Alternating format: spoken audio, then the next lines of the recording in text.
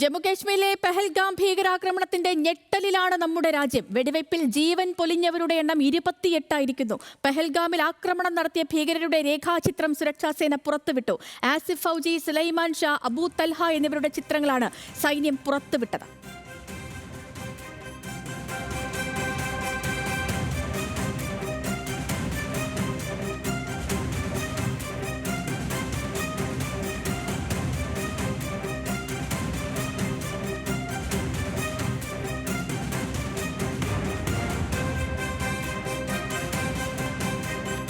ഭീകരാക്രമണത്തിൽ ജീവൻ പൊലിഞ്ഞവർക്ക് ആദരമർപ്പിച്ച രാജ്യം. കേന്ദ്ര ആഭ്യന്തരമന്ത്രി അമിത്ഷാ ശ്രീനഗറിലെത്തി കൂട്ടക്കുരുതിക്കിരയായവർക്ക് അന്തിമോപചാരമർപ്പിച്ചു.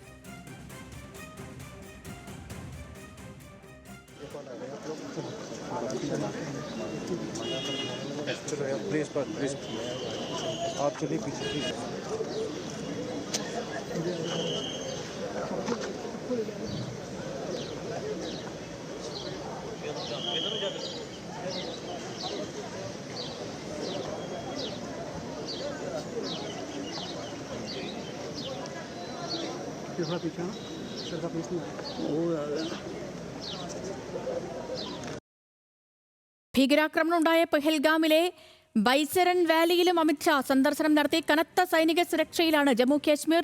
ജമ്മുവിൽ ഉൾപ്പെടെ ജനരോഷവും ശക്തമാണ്. പാകിസ്ഥാനെതിരായ മുദ്രാവാക്യങ്ങളുമായി ജനം തെരുവിൽ പ്രതിഷേധിച്ചു.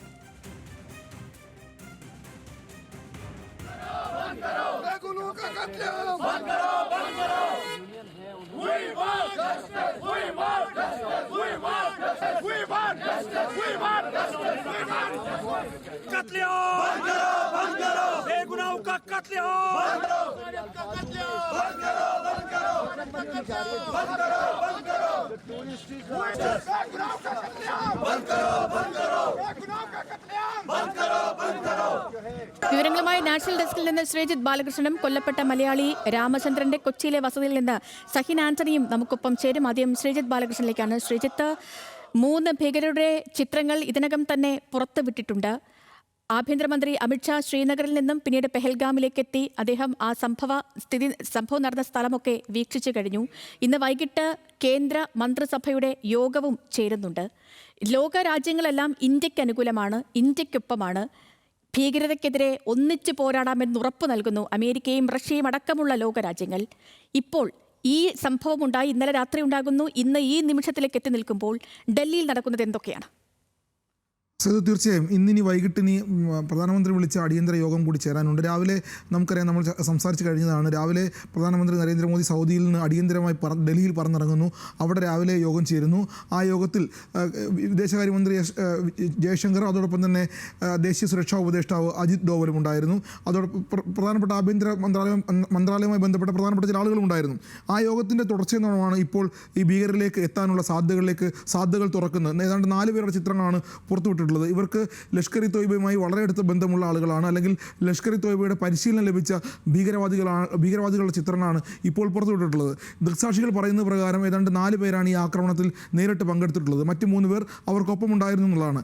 ഏതാണ്ട് കാര്യങ്ങൾ വിശദീകരിച്ച് പോകുമ്പോൾ പാക് ബന്ധമുള്ള ലഷ്കർ ഇ തോയ്ബയുമായി ബന്ധപ്പെടുന്ന 4 പേരാണ്, 4 ഭീകരവാദികളാണ് ഇപ്പോൾ അവരുടെ ചിത്രങ്ങളാണ് ഇപ്പോൾ പുറത്തുവിട്ടിട്ടുള്ളത്. അതുകൊണ്ട് തന്നെ എന്തായാലും കാര്യങ്ങൾ ഏറെക്കുറെ വ്യക്തമാണ്. ഇന്ത്യ ഭീകരരിലേക്ക് അടുക്കുന്നു, പാക് ചാർ സംഘടനയായ ISIയിലേക്ക് അടുക്കുന്നു. അവരുടെ ബന്ധം ഏതാണ്ട് വ്യക്തമാക്കാൻ പോകുന്ന സാഹചര്യമാണ് ഇപ്പോഴുള്ളത്. ഇനി വരാൻ പോകുന്നത് വൈകിട്ട് നടക്കുന്ന യോഗമാണ്. അതിനിടയിൽ തന്നെ കേന്ദ്ര ആഭ്യന്തരമന്ത്രി അമിത്ഷാ ഇവിടെ പഹൽഗാമിൽ യോഗം ചേർന്നിരുന്നു. അവിടെ നോർത്ത് കമാൻഡർ, കരസേനയുടെ നോർത്ത് കമാൻഡർ കൂടി ഉണ്ടായിരുന്നു. അതോടൊപ്പം തന്നെ അതേ സമാന്തരമായി തന്നെ ഡൽഹിയിൽ കേന്ദ്ര പ്രതിരോധ മന്ത്രി രാജ്നാഥ് സിംഗ് അടിയന്തരമായി യോഗം വിളിച്ചിരുന്നു. അവിടെ കര, നാവിക, സേനാ മേധാവികൾ പങ്കെടുത്തിരുന്നു.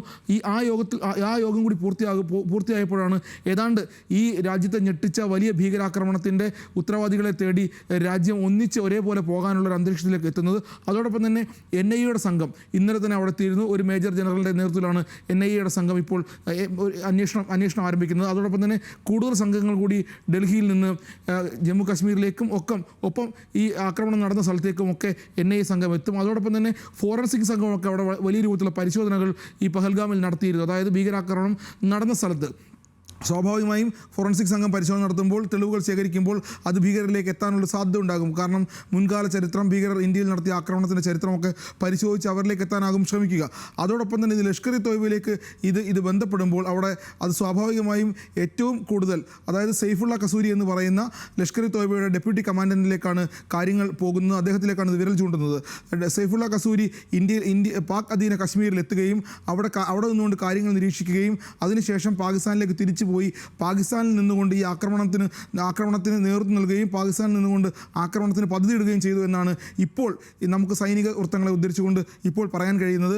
എന്തായാലും സെയ്ഫുള്ള വൈസൂരി തന്നെയാണ് ഇതിൻ്റെ ബുദ്ധികേന്ദ്രം, ഈ ആക്രമണത്തിൻ്റെ ബുദ്ധികേന്ദ്രം എന്ന് ഇന്ത്യ ഏറെക്കുറെ ഉറപ്പിച്ചിട്ടുണ്ട്. അതുകൊണ്ട് തന്നെ ലഷ്കർ ഇ തോയ്ബയിലേക്ക് വിരൽ ചൂണ്ടുന്ന തെളിവുകളായിരിക്കും ഇന്ത്യ ഒരുപക്ഷെ ഇനി പുറത്തേക്ക് കൊണ്ടുവരാൻ ശ്രമിക്കുക. അതോടൊപ്പം തന്നെ ജമ്മു കാശ്മീരിലെ സുരക്ഷ ഉറപ്പാക്കുന്ന കാര്യത്തിലാണ് ഇന്ന് കേന്ദ്ര പ്രതിരോധ മന്ത്രി രാജ്നാഥ് സിംഗ് 3 സേനാ മേധാവികളുടെയും യോഗം വിളിച്ചത്. ആ സുരക്ഷ ഉറപ്പാക്കുന്ന കാര്യത്തിൽ കുറെ കൂടി, അതായത് കശ്മീർ വളരെ സ്വതന്ത്രമായ ഒരു അന്തരീക്ഷത്തിൽ നിലനിൽക്കുന്നു. ആ അന്തരീക്ഷം ഇനി നഷ്ടപ്പെടുത്താൻ കഴിയില്ല.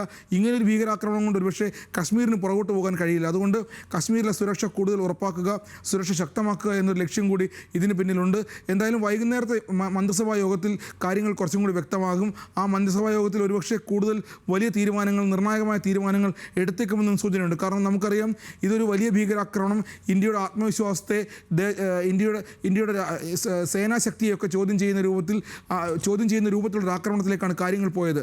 അതിനെ എങ്ങനെ മറികടക്കാം? അങ്ങനെ ഇന്ത്യയുടെ ദേശസുരക്ഷയെ ചോദ്യം ചെയ്യുന്ന രൂപത്തിലേക്ക് ഒരു ഭീകര സംഘടനയ്ക്ക് ആക്രമണം നടത്താൻ കഴിയുമോ? അങ്ങനെ കഴിയുമെങ്കിൽ അതിനെ എങ്ങനെ പ്രതിരോധിക്കാം എന്ന കാര്യം. അതായത് ഈ കഴിഞ്ഞ നമ്മളത് കണക്കുകളൊക്കെ നോക്കുകയാണെങ്കിൽ 2024 ഈ കശ്മീർ സന്ദർശിച്ചത്, അതായത് നമ്മുടെ ഈ ആർട്ടിക്കിൾ 370 ഒക്കെ റദ്ദാക്കിയതിന് ശേഷം കശ്മീർ സന്ദർശിക്കുന്നത് 2.35 കോടി ആളുകളാണ്. 2020 മുതൽ 2.11 കോടി പേരും കശ്മീർ സന്ദർശിക്കുന്നു. പിന്നെ വൻകിട കമ്പനികൾ കശ്മീരിലേക്ക് വരുന്നു. അതൊരു വലിയ ടൂറിസം ഡെസ്റ്റിനേഷനായിട്ട് മാറുന്നു. ഇതിൽ കുറച്ച് നാളുകളായി പാകിസ്ഥാൻ അതൃപ്തിയുണ്ട്. ഞാൻ ഈ പറഞ്ഞു വന്നത്, കഴിഞ്ഞ ആഴ്ച പാക് ആർമി ചീഫിൻ്റെ അദ്ദേഹം ഒരു പൊതുപരിപാടിയിൽ സംസാരിച്ചതാണ്. അതായത് കശ്മീർ ഇന്ത്യയുടെ തന്ത്രപ്രധാന മേഖലയായി മാറുന്നു, പക്ഷേ അവിടുത്തെ പ്രശ്നങ്ങൾ ഇപ്പോഴും അവസാനിച്ചിട്ടില്ല, ഞങ്ങളുടെ ആശങ്കകൾ ഇപ്പോഴും കശ്മീരിൽ നിലനിൽക്കുന്നു എന്ന് പാക് ആർമി ചീഫ് പറഞ്ഞിട്ട് ദിവസങ്ങളെ ആയിട്ടുള്ളൂ. തൊട്ടു പിന്നാലെയാണ് ഇന്നലത്തെ ആക്രമണം.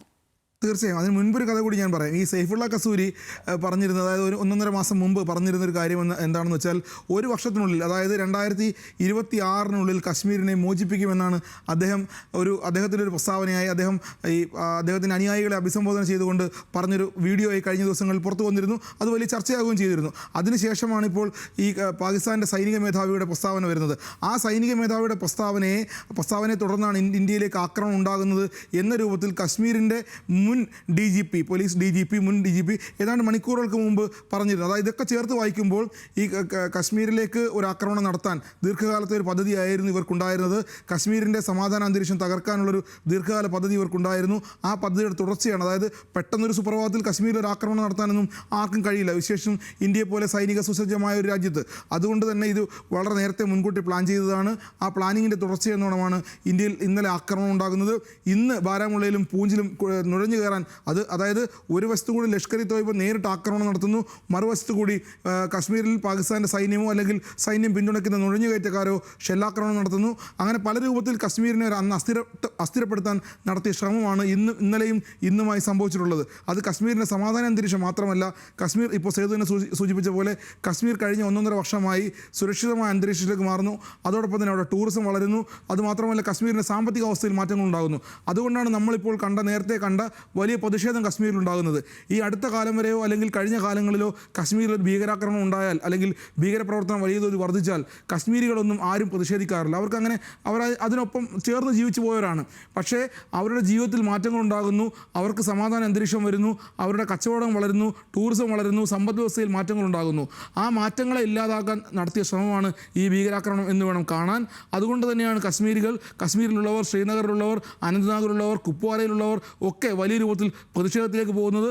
അതുമാത്രവുമല്ല, മെഹബൂബ മുഫ്തി അടക്കമുള്ള രാഷ്ട്രീയ നേതാക്കൾ ആദ്യമായിട്ടായിരിക്കും ഒരുപക്ഷെ അവരുടെ രാഷ്ട്രീയ ചരിത്രത്തിൽ പരസ്യമായി ഒരു ഭീകരാക്രമണത്തിനെതിരെ പരസ്യമായി പ്രതിഷേധം നടത്തുന്നത്. അതും ഇന്നുണ്ടായി.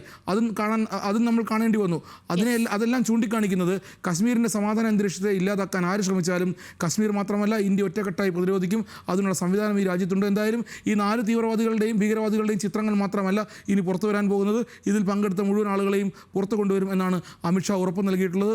അത് തന്നെയാണ് ഈ തീർച്ചയായും രാജ്യത്തിന്റെ ശ്രീജിത്ത്, വിശ്വാസം. അങ്ങനെ തന്നെയാണ്. ഭീകരതയ്ക്ക് ഒട്ടും വിട്ടുവീഴ്ചയില്ലാത്ത സമീപനം തന്നെയാണ് നമ്മുടെ രാജ്യം സ്വീകരിക്കുന്നത്. അപ്പോഴും ഈ ഏതെങ്കിലും തരത്തിൽ വീഴ്ചകൾ വന്നിട്ടുണ്ട്, ഇന്റലിജൻസ് വീഴ്ചയാവട്ടെ മറ്റ് കാരണം ഈ ആഴ്ചകൾക്ക് മുൻപ് ഒരു പക്ഷേ ഇവിടേക്ക് എത്തിയെങ്കിൽ മാത്രമേ ഇത്തരത്തിലൊരു വെൽ പ്ലാൻഡ് ആയിട്ടൊരു ഓപ്പറേഷൻ ഇവിടെ നടത്താൻ സാധിക്കുകയുള്ളൂ. അതിലൊക്കെ ഇനി ഒരു വിശദീകരണം നൽകേണ്ടത് സേനയാണ്. പ്രതിരോധ മന്ത്രി ഇപ്പോൾ സൈനികരുടെ യോഗമൊക്കെ വിളിച്ചിട്ടുണ്ട്. അതിനുശേഷം ഇനിയൊരു ഇന്ത്യയുടെ പ്രതികരണം എന്തെന്നറിയാനുള്ളൊരു കാത്തിരിപ്പ് കൂടിയാണ് ഇനി വരും മണിക്കൂറുകളിൽ. തീർച്ചയായും രാജ്യം കണ്ട ഒരു വലിയ ആക്രമണം, ഭീകരാക്രമണം, അതിൻ്റെ ഞെട്ടലിൽ തന്നെയാണ് നമ്മുടെ രാജ്യം, ഒന്നടങ്ങിയ ആശങ്കയിൽ തന്നെയാണ്. കർശനമായ നടപടികൾ ഉണ്ടാകുമെന്ന് ഭരണകർത്താക്കൾ ഉറപ്പു നൽകിയിട്ടുമുണ്ട്.